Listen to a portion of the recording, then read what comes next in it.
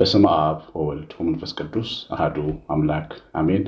ብሩካን የእግዚአብሔር ልጆች በክርስቶስ የተወደዳችሁ እግዚአብሔር አብ፣ እግዚአብሔር ወልድ፣ እግዚአብሔር መንፈስ ቅዱስ ልጆች ቤተሰቦች አድርጎ የተቀበላችሁ የሰማይ መንግስት ወራሾች የሆነን መንፈስ ቅዱስ የተሰጠን በክርስቶስ ደም የተቀደስን ዋጋ የተከፈለልን ሕዝብ የሆናችሁ ሁላችሁ እንደምን ቆያችሁ? ሁሉን የሚችል አምላክ ጌታ ስሙ የተወደደ የተመሰገነ ይሁን። የእግዚአብሔር ልጆች ቅድም ርዕሱ ላይ እንዳያችሁት ዛሬ የምንማረው ስራችን ውጤቱ፣ ልፋታችን ውጤቱ ፈተና እንዳይሆንብን፣ መውደቂያ ምክንያት እንዳይሆነን የሚያስተምር የመንፈስ ቅዱስ ሐሳብ ነው ዛሬ እግዚአብሔር የሰጠን። ኦሪት ዘፍጥረት ምዕራፍ 9 ቁጥር 20 ላይ ኖህም ገበሬ መሆን ጀመረ፣ ወይንም ተከለ፣ ከወይን ጠጁም ጠጣና ሰከረ፣ በድንኳኑም ውስጥ ራቁቱን ሆነ። የከነዓን አባት ካምም የአባቱን ራቁትነት አየ፣ ወደ ውጭም ወጥቶ ለሁለቱ ወንድሞቹ ነገራቸው። ሴምና ያፌትም ሸማ ወስደው በጫንቃቸው ላይ ያደረጉ፣ የኋሊትም ሄደው ከአባታቸው ራቁትነት አለበሱ። ፊታቸው ወደኋላ ነበረ፣ የአባታቸውን ራቁትነት አላዩም። ኖህም ከወይን ጠጅ ስካር ነቃ፣ ታናሹ ልጁ ያደረገበትንም አወቀ። እንግዲህ ይሄ ሰው አባታችን ኖህ በእምነት የተመሰከረላቸው ከሚባሉት ትልልቅ አበው፣ በኩራት ከሚባሉት አበው መካከል አንዱ ነው። ሕግ ሳይኖር በሕገ ልቦና እግዚአብሔርን ያገለገለ ያከበረ፣ እግዚአብሔርን ደግሞ ያዳመጠ ሰው ነበረ። እግዚአብሔርን ከማዳመጥ አልፎ እግዚአብሔርን ያመነ ነበረ። የማይታየውን አምላክ አለ ብሎ የእግዚአብሔር ሐሳብ እውነት ነው፣ ልክ ነው ብሎ የጥፋት ውሃ ይመጣል፣ መሬት ላይ ጥፋት ይመጣል፣ ተዘጋጁ መርከብ ስራ ሲለው 120 ዓመት የሚፈጅ መርከብ የሰራ በጣም ጠንካራ የእምነት ሰው ነው ኖህ።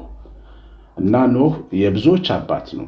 ለመናገር ኖህ በአንጻራዊ ምሳሌ ክርስቶስ ምሳሌም ነው። ኖህ የሰራው ኖህ ወደ መርከቡ እንዲገቡ እያደረገ ዓለምን የጠራ በመሆኑ ምክንያት ወደ እግዚአብሔር መንግስት ወደ ተዘረጋቸው ተከፈተችው ሰማይ እንድንገባ ሊጠራን ወደ ምድር የመጣው ክርስቶስንም በምሳሌነት ያገለግላል።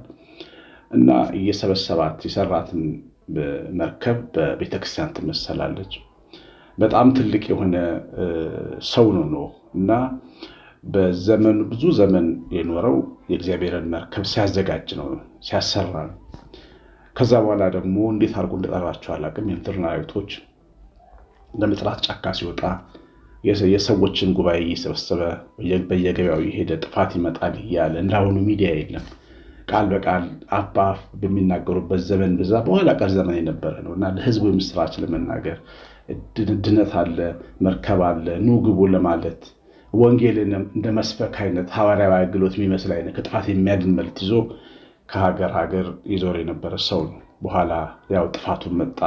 ኖህና ቤተሰቦቹን ተረፉ። እግዚአብሔርን ያዳመጠ ያመነ ሕዝብ ተረፈ። ይሄንን ይታለክልናል ይሄ መጽሐፍ። ትንሽ ኖህ ዲፕሬሽን የያዘው ይመስላል። ምክንያቱም የሚያውቃቸው ሰዎች ሞተዋል፣ የሚሄድበት ዓለም የለም። 8 ቤተሰብ ብቻ ነው የነበረውና መሬት ሰው አልባ ነበረች። በቃ ጥርግ ብሎ የሰው ልጅ ጠፍቶ ነበር። እነሱ ብቻ ነበሩና ድብርት የያዘው ይመስላል። ምክንያቱም ወይን ጠጅ እየጠጣ ይሰክር እንደነበረ ያሳያል። ብዙ ጊዜ ድብርትን፣ ብቸኝነትን፣ ሜጃ ማጣትን ስንጋፈጥ ብዙ ወንዶች እንደዚህ እንሆናለን።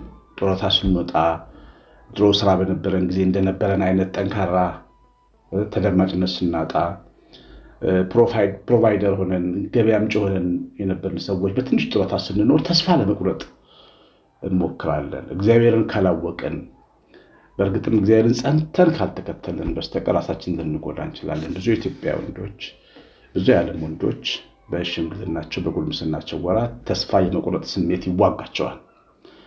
እግዚአብሔርን ማወቅ መድኃኒት ነው። አብርሃም እንደዚህ ሆነ አይልም። አብርሃም ይልቁንም በ120 ዓመቱ ቄጦራ የምትባል ሴት እንዳገባ ተጽፏል።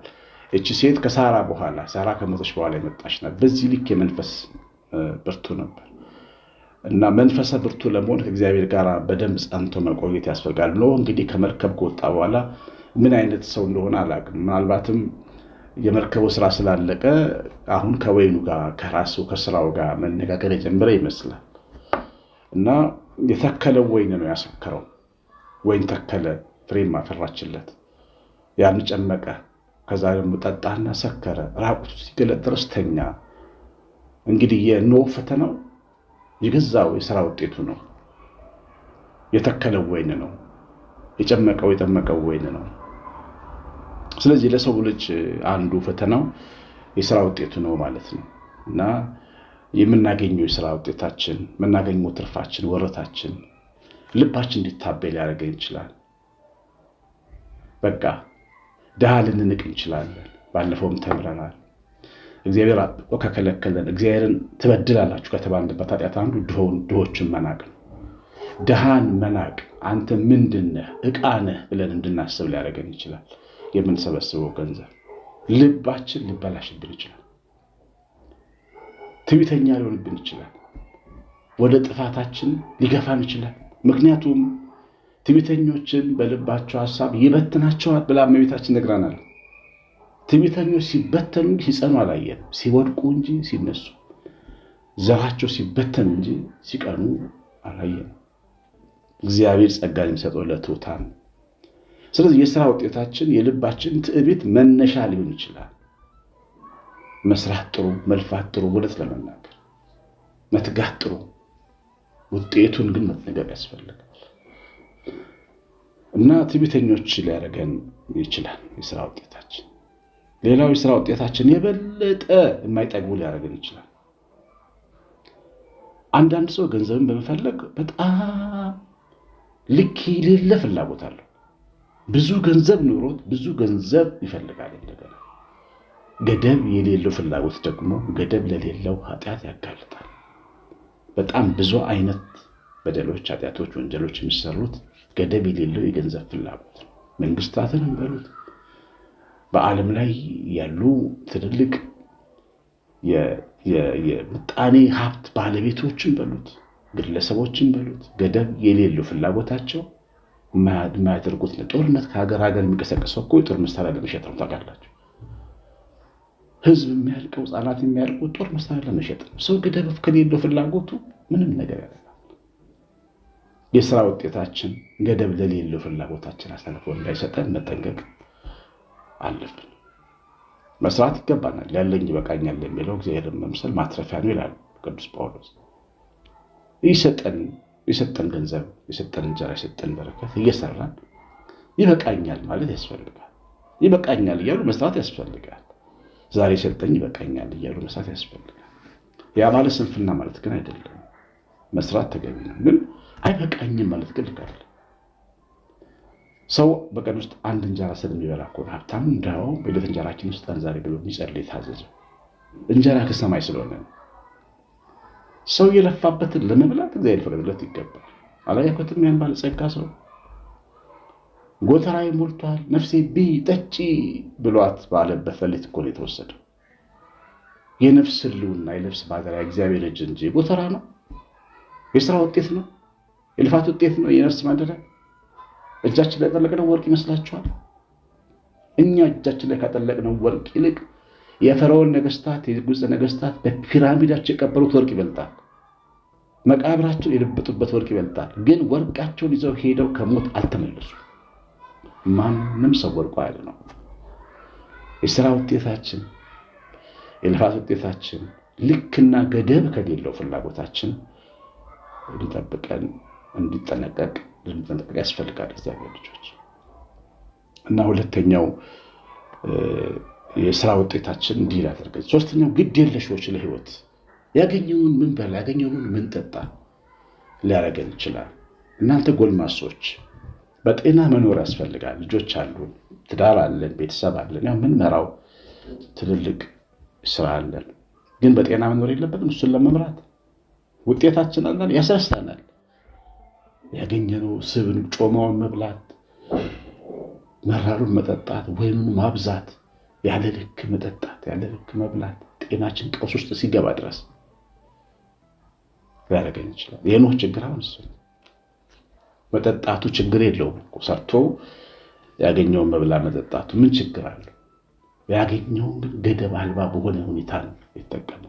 ሲሰከር ራቁቱን ሲቀር ድረስ ኖህን የመሰለ ትልቅ ሰው ማናችንም ጎንበስ ብለን የምናየው ቀና ብለን ማናየው ሰው ወይን ጠጅ ነው ግን ያዋረደው ራቁቱን ያደረገው ልክ ከሌለው ገደብ ከሌለው ፍላጎት በተጨማሪ ልክ አለማወቅ ሊያረብሰን ይችላል እና ወይኑ ስላለ ዝም ብሎ ወደ ህይወታችን መግባት የለበትም። እኛ በር ሊኖረን ይገባል። ገደብ ሊኖረን ይገባል።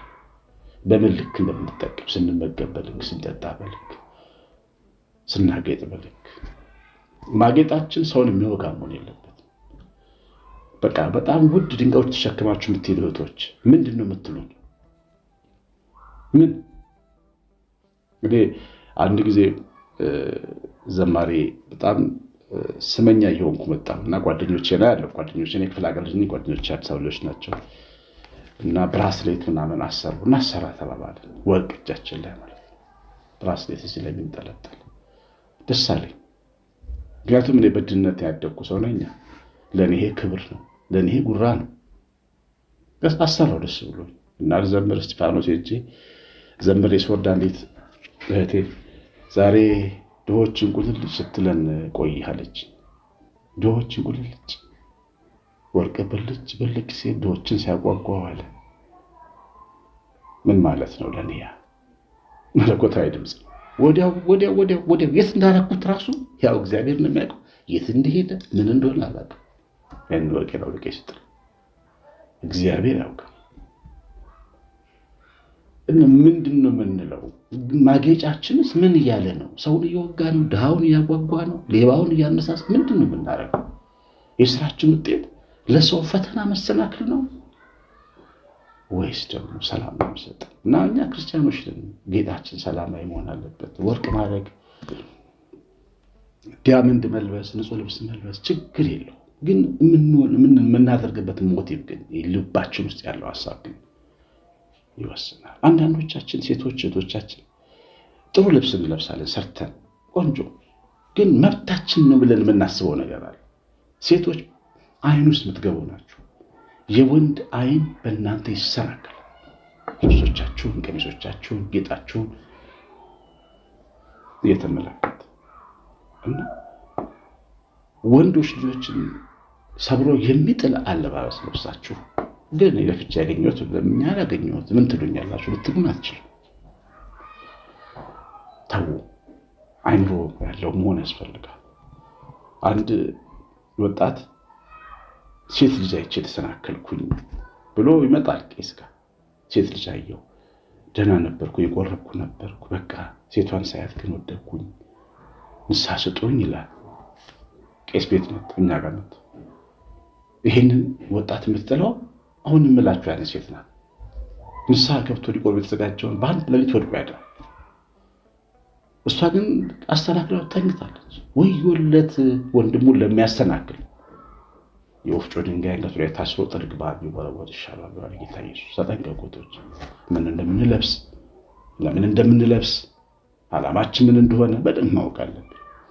ምክንያቱም የሥራ ውጤታችን የልፋታችን ውጤት እግዚአብሔር የሰጠን በረከት ለፈተና እንዳይሆንብን። ሌሎቹ የኖህ መጠጣት ለካምና ለከነዓን እርግማን ነው። እርግማን ይዞ መጣ ለትውልድ። ከነዓን ካም የከነዓን አባት በአባቱ ላይ መሳቁ ኃጢአት ቢሆንም ግን ምክንያቱ ግን ራሱ አባት ይሆን እና ብዙ መዘዝ ያመጣል። አንድ ሰው እንደ ቀልድ በህይወት ውስጥ የሚያደርገው ነገርና ጥንቃቄ ያስፈልጋል። የምንሰራው ስራ ትምህርት ተምረን ጥሩ ዳኞች ብንሆን ወይ ፖለቲካ ሰዎች ብንሆን ህዝብ የምናስለቅስ ውጤታችን ስራችን ህዝብ የሚያለቅስበት ከሆነልን ወዮልድኛ በእውነት በጣም ማሰብ ያስፈልጋል። እግዚአብሔር ይባርካችሁ። የሰማነውን በልቦናችን ጻፍ። መንፈስ ቅዱስ ከሁላችን ጋር ይሁን። እግዚአብሔር ቸርነት የእናታችን እመቤታችን ረድኤት በረከት የምላት ጥበቃ አብሮን ይሁን። በትምህርቱ እግዚአብሔር ስለባረከን የተመሰገነ ይሁን። ቀሲስ አሸናፊ ነኝ። ኮሜንትና ላይክ ስለምታደርጉ እግዚአብሔር ይባርካችሁ።